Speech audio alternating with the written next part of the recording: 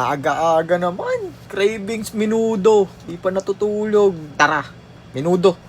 For today's vlog ay pinamagatang menudo mo, mama mo. Kaya ako ay humingi na rin ng tulong kay Google para tignan kung ano ba ang recipe ng menudo. At pagkaklaro lamang mga kaibigan na hindi ko kailangan ng video tutorials kung hindi picture lamang. Basic lang naman kung titignan sa picture Kaya tara na, pumunta na tayo sa pamilyan. At sila nga rin pala dito yun, suki ko sa pamilyan. Pag uwi syempre, prepare na natin yung mga pinamili natin. At napansin ko nga na sa 500 ko, ito na lang yung sukli.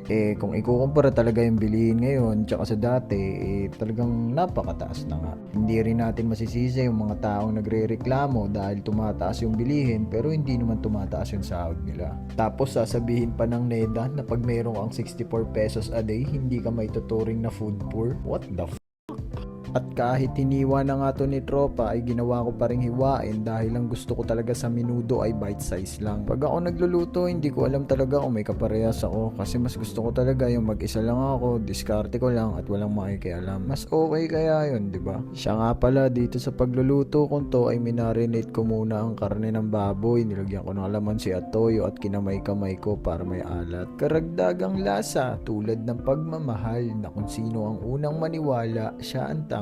Sa pool ka ba? Punasan mo na. Umulit. Actually, kung mapapansin nyo, hindi naman tutorials tong mga videos ko Pinapakita ko lang sa inyo kung paano magluto ang isang baguhan na katulad ko. Pinapakita ko lang din sa bawat videos ko na kahit hindi ka marunong, kung aaralin mo ay matututo ka. Kung tutuusin lang naman, isang napakalaking training grounds lang naman tong social media Nasa sayo na lang din talaga kung paano mo siya gagamitin. Yung iba kasi sa inyo, imbis na magaluto, nagalulo. Kaya paano mo masusubukan at matututunan mag-edit ng video at maging content creator kung mahilig ka magalulo? It's a sign na panood mo na, magbago ka na. Siya nga pala, sa mga gusto mag-suggest ng mga kakaibang pagkain o lulutuin, pwede kayong mag-comment down below. Gusto ko rin kasi masubukan yung mga kakaibang pagkain naman o mga hindi ko pa talaga natitikman. At pag napili ko kayo, hayaan nyo sanang ipatikim ko sa inyo yung pagkain na niluto ko dahil kayo yung nakakaalam ng tunay na lasa nun at kayo yung nag-suggest nun. Siya nga pala, kung napapansin nyong hindi parehas yung takip ng kaserola ko,